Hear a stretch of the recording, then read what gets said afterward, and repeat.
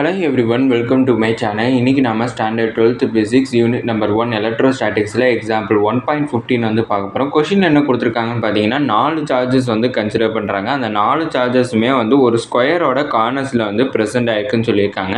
அந்த ஸ்கொயர் வந்து என்னென்னு ரெப்ரசன்ட் பண்ணுறாங்கன்னு பார்த்தோம்னா PQRSன்னுட்டு அந்த ஸ்கொயரை ரெப்ரசன்ட் பண்ணுறாங்க. அடுத்து அந்த ஸ்கொயரோட சைடுமே வந்து கொடுத்துருக்காங்க. அந்த சைடு வேல்யூ வந்து என்ன கொடுத்துருக்காங்கன்னு பார்த்தோம்னா ஏன்னுட்டு கொடுத்துருக்காங்க. அதாவது பிங்கிற இந்த பாயிண்ட்டுக்கும் அடுத்து கியூங்கிற இந்த பாயிண்ட்டுக்கும் நடுவில் இருக்கக்கூடிய டிஸ்டன்ஸ் வந்து நம்மளுக்கு ஏன்னுட்டு கொடுத்துருக்காங்க.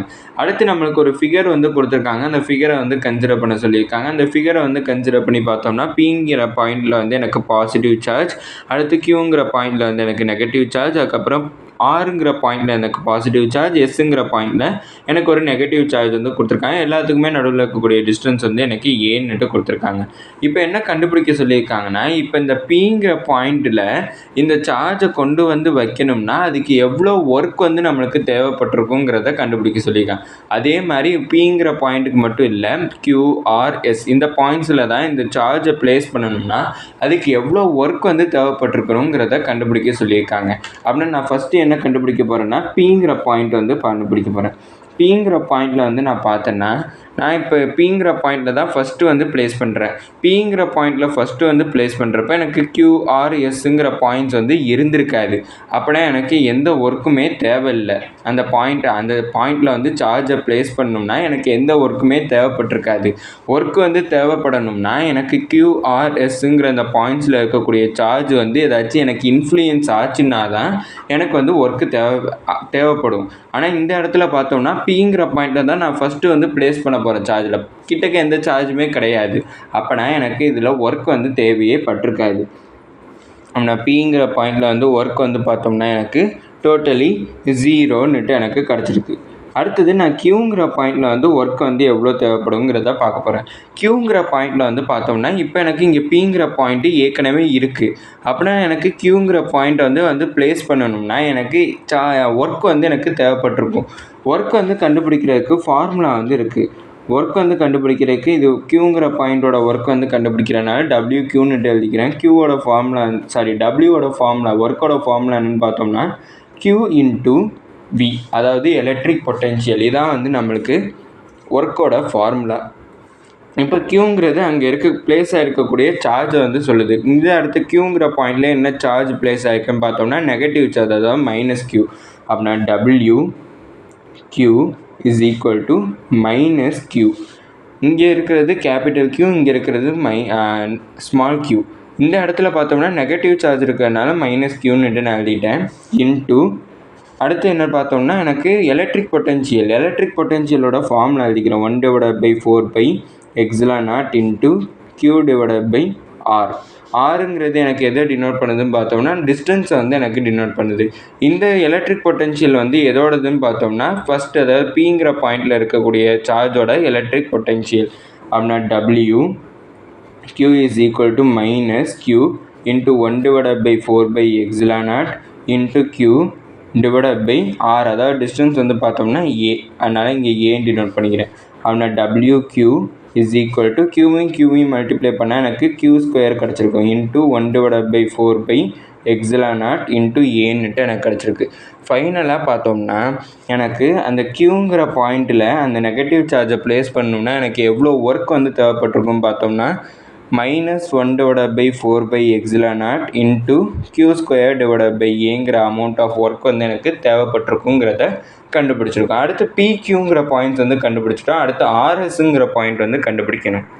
இப்போ ஆறுங்கிற பாயிண்ட் வந்து நான் கண்டுபிடிக்கணும். ஆறுங்கிற பாயிண்டில் நான் என்ன சார்ஜ் வந்து ப்ளேஸ் பண்ணுறோன்னு பார்த்தோம்னா எனக்கு பாசிட்டிவ் சார்ஜை ப்ளேஸ் பண்ண போகிறேன். இப்போ இந்த ஆறுங்கிற பாயிண்டில் நான் ஒரு சார்ஜை ப்ளேஸ் பண்ண போகிறேன்னா எனக்கு என்னென்ன சார்ஜஸோட இன்ஃப்ளூயன்ஸ் வந்து கிடைக்குன்னு பார்த்தோம்னா இங்கே பிங்கிற பாயிண்ட்டோட சார்ஜோட இன்ஃப்ளூயன்ஸ் எனக்கு கிடைக்கும். அடுத்து கியூங்கிற பாயிண்டில் ப்ளேஸ் ஆகிருக்கக்கூடிய சார்ஜ் வந்து எனக்கு இன்ஃப்ளூயன்ஸ் பண்ண. அப்படி பார்த்தா எனக்கு 2 சார்ஜஸ் வந்து இன்ஃப்ளூயன்ஸ் பண்ணுது. திருப்பி நான் ஒர்க்கோட ஃபார்முலா எழுதிக்கிறேன். W இது ஒர்க் எதோடதுன்னு பார்த்தோம்னா ஆறுங்கிற பாயிண்டில் ப்ளேஸ் பண்ணுறதுக்கு. அதனால் WR is equal to Q into Vங்கிறது தான் ஃபார்முலா. இங்கே ப்ளேஸ் பண்ணக்கூடிய சார்ஜ் வந்து பாசிட்டிவ் சார்ஜ், அதனால் நான் அதை Qன்னே கன்சிடர் பண்ணிக்கிறேன். அடுத்து பார்த்தோம்னா V, அதாவது பொட்டென்ஷியல் எனர்ஜி. 2 சார்ஜ் இன்வால்வ் ஆகிருக்கு. அப்படின்னா எனக்கு Qங்கிற பாயிண்டில் ப்ளேஸ் ஆகிருக்கக்கூடிய சார்ஜ், அடுத்தது பிங்கிற பாயிண்டில் ப்ளேஸ் ஆகிருக்கக்கூடிய சார்ஜ். ஃபஸ்ட்டு கியூங்கிற பாயிண்டில் ப்ளேஸ் ஆகிருக்கக்கூடிய சார்ஜோடைய பொட்டென்ஷியல் எனர்ஜி வந்து பார்ப்போம்.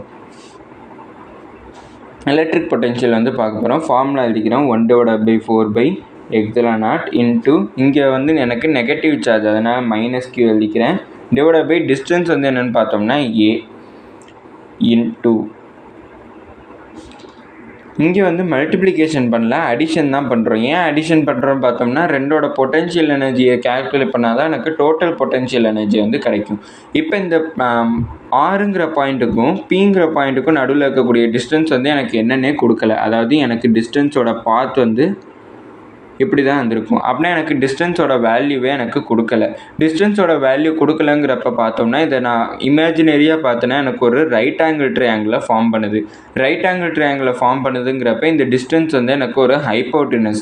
அப்படின்னா நான் எந்த ஃபார்முலா யூஸ் பண்ண போகிறேன்னு பார்த்தோம்னா hypotenuse formula Pythagoras theorem formula வந்து நான் யூஸ் பண்ண போகிறேன்.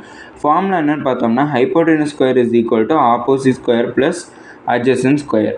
அப்படின்னா ஹைப்போட்டினஸ் தான் கண்டுபிடிக்கணும். அப்படின்னா hypotenuse square is equal to opposite side என்னென்னு பார்த்தோம்னா ஏ, அட்ஜசன்ட் சைடு என்னென்னு பார்த்தோம்னா ஏ. அப்படின்னா ஏ ஸ்கொயர் ப்ளஸ் ஏ ஸ்கொயர். எனக்கு ஹைப்போட்டினஸ் சைடு தெரியாது. அப்படின்னா hypotenuse side is equal to ரெண்டையும் ஆட் பண்ணனா 2a ஸ்கொயர். அப்படின்னா எனக்கு வெறும் ஹைப்போட்டினஸ் வேணும்னா √2a ஸ்கொயர் கிடச்சிருக்கும். அப்படின்னா hypotenuse is equal to a square √2 cancel ஆகி அப்படின்னா a இன்ட்டு √2ன்னுட்டு எனக்கு கிடச்சிருக்கும். இதுதான் ஹைப்போட்டினஸோட வேல்யூ. அப்படின்னா எனக்கு இங்கே அதாவது பிங்கிற பாயிண்ட்னாலே எனக்கு இங்கே ஆறுங்கிற பாயிண்டில் எவ்வளோ எலக்ட்ரிக் பொட்டென்ஷியல் கிடச்சிருக்குன்னு பார்த்தோம்னா 1/4 எப்சிலான் நாட் இன்ட்டு அதோட சார்ஜ் வந்து பாசிட்டிவ் சார்ஜ், நான் க்யூன்னே எழுதிக்கிறேன். டிவைட் பை ரெண்டுக்கும் நடுவில் இருக்கக்கூடிய டிஸ்டன்ஸ் இப்போ தான் கண்டுபிடிச்சோம் a இன்ட்டு √2. அப்படின்னா க்யூ இந்த இதில் ரெண்டுலேயுமே காமனாக இருக்கிறது என்னென்னு பார்த்தோம்னா வந்து 1/4 எப்சிலான் நாட் வந்து காமனாக இருக்குது. அதை நான் வெளில காமனாக எடுத்துடுறேன். ஆனால் 1/4 எப்சிலான் நாட், அடுத்து இங்கே ஒரு q இருக்குது இன்ட்டு இங்கே ஒரு -q/a ப்ளஸ் q/a√2ன்னுட்டு எனக்கு கிடச்சிருக்கு. இப்போ இதில் பார்த்தோம்னா எனக்கு ஒரு q வந்து காமனாக இருக்குது, அதையும் காமனாக எடுத்துடுறேன். அப்படின்னா எனக்கு 1/4 epsilon naught into q square into -1/a plus 1/a√2 கிடச்சிருக்கும். ஆனால் எனக்கு ஆறுங்கிற பாயிண்ட்டில் இந்த பாசிட்டிவ் சார்ஜை ப்ளேஸ் பண்ணோம்னா எனக்கு எவ்வளோ ஒர்க் வந்து தேவைப்படுதுன்னு பார்த்தோம்னா 1/4 epsilon naught into q square into -1/a plus 1/a into √2 வந்து அமௌண்ட் ஆஃப் எனர்ஜி வந்து எனக்கு தேவைப்பட்டிருக்கு. இங்கே வந்து பார்த்தோம்னா இன்னுமே சிம்பிளிஃபை பண்ணலாம். ரெண்டுலுமே a வந்து காமனாக இருக்குது. அப்படின்னா ஒரு ஏவை காமனாக எடுத்துடுறேன். அப்படின்னா WR is equal to 1/4 epsilon naught into q square /a into -1/1 plus 1/√2. அதுக்கப்புறம் இப்போ ஆறுங்கிற பாயிண்ட்டு, க்யூங்கிற பாயிண்ட், பிங்கிற பாயிண்ட் வந்து கண்டுபிடிச்சாச்சு. அடுத்து என்ன கண்டுபிடிக்கணும்னு பார்த்தோம்னா எஸ்ஸுங்கிற பாயிண்ட்டுக்கு வந்து கண்டுபிடிக்கணும். எஸ்ஸுங்கிற பாயிண்டில் மொத்தம் 3 சார்ஜஸ் வந்து இன்ஃப்ளூயன்ஸ் பண்ணும். பிங்கிற பாயிண்டில் ப்ளேஸ் பண்ணியிருக்க சார்ஜ், க்யூங்கிற பாயிண்டில் ப்ளேஸ் பண்ணியிருக்க சார்ஜ், அதுக்கப்புறம் ஆறுங்கிற பாயிண்டில் ப்ளேஸ் பண்ணியிருக்கக்கூடிய சார்ஜ். 3 சார்ஜோட இன்ஃப்ளூயன்ஸும் வந்து இந்த எஸ்ஸுங்கிற பாயிண்டில் இருக்கக்கூடிய சார்ஜ் மேலே வந்து இருக்கும். இப்போ அந்த பாயிண்ட் மேலே எவ்வளோ ஒர்க் வந்து நடக்குதுன்னு பார்ப்போம். இப்போ எஸ்ஸுங்கிற பாயிண்ட்டுக்கு வந்து கண்டுபிடிக்கிறதுனால முதல்ல ஃபார்முலா எழுதிக்கிறேன். WS is equal to Q into V. அப்படின்னா WS இஸ் ஈக்குவல் டு இந்த எஸ்ஸுங்கிற பாயிண்ட்டில் நம்ம ப்ளேஸ் பண்ணக்கூடிய சார்ஜோட இது பார்த்தோம்னா நெகட்டிவ் சார்ஜ், அதனால நான் இங்கே -Qன்னுட்டு எழுதிக்கிறேன். இன்ட்டு இதில் மொத்தம் 3 சார்ஜஸோட பொட்டென்ஷியல் எனர்ஜி வந்து இன்வால்வ் ஆகும். ஃபஸ்ட்டு நான் பிங்கிற பாயிண்ட் வந்து பார்க்குறேன். பிங்கிற பாயிண்ட்டுக்கும் எஸ்ஸுங்கிற பாயிண்ட்டுக்கும் நடுவில் இருக்கக்கூடிய டிஸ்டன்ஸ் என்னென்னு பார்த்தோம்னா a. அப்படின்னா நான் பொட்டென்ஷியல் எனர்ஜியோட ஃபார்முலா எழுதிக்கிறேன் 1/4 எப்சிலான் நாட் இன்ட்டு q.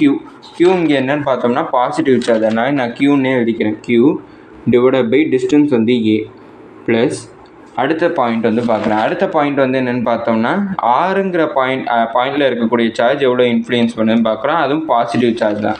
அப்படின்னா இதே தான் எனக்கு கிடைக்கும் 1/4 epsilon naught into q divide by a plus திருப்பி அடுத்து இங்கே இன்னொரு பாயிண்ட் வந்து இருக்குது க்யூங்கிற பாயிண்ட். இந்த க்யூங்கிற பாயிண்ட் வந்து என்ன, அதில் ப்ளேஸாக இருக்கக்கூடிய சார்ஜ் என்னென்னு பார்த்தோம்னா நெகட்டிவ் சார்ஜ். அப்படின்னா 1/4 epsilon naught into -q divide by distance வந்து பார்க்கணும். டிஸ்டன்ஸ் வந்து பார்த்தோம்னா எனக்கு இங்கே எஸ்ஸுங்கிற பாயிண்ட்லேருந்து இப்படி பார்த்தோம்னா இதுவுமே எனக்கு ஒரு ஹைப்போட்டெனஸை வந்து அதாவது ஒரு ரைட் ஆங்கிள் ட்ரையாங்கிளை க்ரியேட் பண்ணும். இது ஒரு ஹைப்போட்டெனஸ். அப்படி பார்த்தா ஹைப்போட்டெனஸோட வேல்யூ a/√2 கண்டுபிடிச்சிருக்கோம். அந்த வேல்யூவை எடுத்து எழுதிக்கிறேன். இப்போ இது எல்லாத்துலேயுமே காமனாக இருக்குது என்னென்னு பார்த்தோம்னா 1/4/ε0. அதை நான் வெளில காமனாக எடுத்துகிறேன். அப்படின்னா WS is equal to -q into 1/4/ε0. மீதி என்னென்ன இருக்குதுன்னு பார்த்தோம்னா q/a + q/a minus q/a into √2 எனக்கு கிடச்சிருக்கு. அப்படின்னா WS is equal to இங்கே எனக்கு q எல்லாமே காமனாக இருக்குது. அப்படின்னா -q இன்ட்டு ஒரு q காமனாக எடுத்துடுறேன் /4/ε0. மீதி எனக்கு 1/a + 1/a minus q தான் காமனாக எடுத்துருப்பேன் 1/a into √2 எனக்கு கிடச்சிருக்கும். அப்படின்னா WS is equal to -1/4/ε0 into q² கிடச்சிருக்கு. இங்கேயும் எனக்கு a எல்லாமே காமனாக இருக்குது. ஏவை காமனாக எடுத்துட்டேன்னா எனக்கு மீதி 1 + 1 - 1/√2 கிடச்சிருக்கும். அப்படின்னா எனக்கு எஸ்ங்கிற பாயிண்டில் எனக்கு எவ்வளோ ஒர்க் நடந்திருக்குன்னு பார்த்தோம்னா -1/4/ε0 into q² into 1 + 1 வந்து 2. அப்படின்னா 2 + 1 -1/√2 எனக்கு கிடச்சிருக்கும். இது எஸ்ங்கிற பாயிண்டில் இன்வால்வ் ஆன கூட ஒர்க்கு. இப்போ நான் பிங்கிற பாயிண்டில் இன்வால்வ் ஆன ஒர்க் வந்து கண்டுபிடிச்சிட்டேன். கியூங்கிற பாயிண்ட், ஆருங்கிற பாயிண்ட், எஸ்ங்கிற பாயிண்ட் வந்து கண்டுபிடிச்சிட்டேன். இதான் வந்து எனக்கு ஏங்கிற சப்டிவிஷனில் கண்டுபிடிக்க சொல்லியிருந்தேன். அடுத்து பிங்கிற சப்டிவிஷன் என்னென்னு பார்ப்போம். செகண்ட் சப்டிவிஷனில் என்ன கொடுத்துருக்காங்கன்னு பார்த்தீங்கன்னா ஒரு சார்ஜ், அதாவது Q' ஒரு சார்ஜ் வந்து கொண்டு வராங்க. அந்த சார்ஜை வந்து அந்த ஸ்கொயரோடைய சென்டர் பாயிண்டில் வந்து ப்ளேஸ் பண்ணுறாங்க. இந்த டயக்ராமில் ஏற்கனவே பார்த்துருப்போம். இங்கே சென்டர் பாயிண்டில் Q' ஒரு சார்ஜை வந்து ப்ளேஸ் பண்ணுறாங்க. அப்படி Q' அந்த சார்ஜை ப்ளேஸ் பண்ணுறப்ப எக்ஸ்ட்ரா ஒர்க் வந்து அதுக்கு முன்னாடி அந்த சார்ஜஸ் எல்லாத்தையுமே அதோட கார்னர்ஸில் ப்ளேஸ் பண்ணியிருக்காங்க. இந்த சப்டிவிஷனில் பார்த்தது என்னென்னா ஃபஸ்ட் சப்டிவிஷனில் பிங்கிற பாயிண்ட், கியூங்கிற பாயிண்ட், ஆர் எஸ்ங்கிற பாயிண்ட்டுக்கு ஒவ்வொரு சார்ஜஸாக நம்ம வந்து ப்ளேஸ் பண்ணிகிட்டு இருந்தோம். அப்படி ஒவ்வொரு சார்ஜஸாக ப்ளேஸ் பண்ணி முடிச்சதுக்கப்புறம் தான் நம்ம இந்த சென்டர் பாயிண்டில் வந்து Q' இந்த சார்ஜை வந்து ஃபிக்ஸ் பண்ண போகிறோம்னுட்டு சொல்லியிருக்காங்க. அப்படி ஃபிக்ஸ் பண்ணுறதுக்கு எவ்வளோ எக்ஸ்ட்ரா எனர்ஜி வந்து தேவைப்படுங்கிறத கண்டுபிடிக்க சொல்லியிருக்காங்க. அதுக்கு வந்து நம்ம ஃபஸ்ட்டு பார்த்தோம்னா இதோட கார்னர்ஸ் வந்து பார்க்கணும். இங்கே ஒரு பாசிட்டிவ் சார்ஜ், இங்கே ஒரு பாசிட்டிவ் சார்ஜ் இருக்குது. அப்படின்னா இங்கே எனக்கு பாசிட்டிவ் பொட்டென்ஷியல் க்ரியேட் ஆகிருக்கும். அடுத்து இங்கே ஒரு நெகட்டிவ் சார்ஜ், இங்கே ஒரு நெகட்டிவ் சார்ஜ் இருக்குது. அப்படின்னா இங்கே எனக்கு ஒரு நெகட்டிவ் பொட்டென்ஷியலும் எனக்கு க்ரியேட் ஆகிருக்கும். அப்படின்னா அந்த பாசிட்டிவ் பொட்டென்ஷியல் அதுக்கப்புறம் நெகட்டிவ் பொட்டென்ஷியல் ரெண்டுமே சேர்ந்து கேன்சல் அவுட் ஆகி எனக்கு ஒர்க் வந்து எவ்வளோ கிடைக்கும்னு பார்த்தோம்னா 0 எனக்கு கிடச்சிருக்கும். இதோட இந்த வீடியோ முடிஞ்சிச்சு. மறக்காமல் இந்த வீடியோ சப்ஸ்கிரைப் பண்ணிடுங்க. அதுக்கப்புறம் உங்களுக்கு ஏதாச்சும் டவுட்ஸ் இருந்துச்சுன்னா அதை கமெண்ட் செக்ஷனில் சொல்லிடுங்க. அதுக்கப்புறம் நான் ஏதாச்சும் இம்ப்ரூவ் பண்ணணும்னு நினச்சிங்கனாலும் அதையும் கமெண்ட் செக்ஷனில் சொல்லிடுங்க. இந்த வீடியோ பிடிச்சிருந்தால் லைக் பண்ணிடுங்க. நீங்கள் கொடுக்கக்கூடிய ஒவ்வொரு சப்ஸ்கிரைப் தான் எனக்கு மிகப்பெரிய சப்போர்ட்டாக இருக்கும். தேங்க்யூ.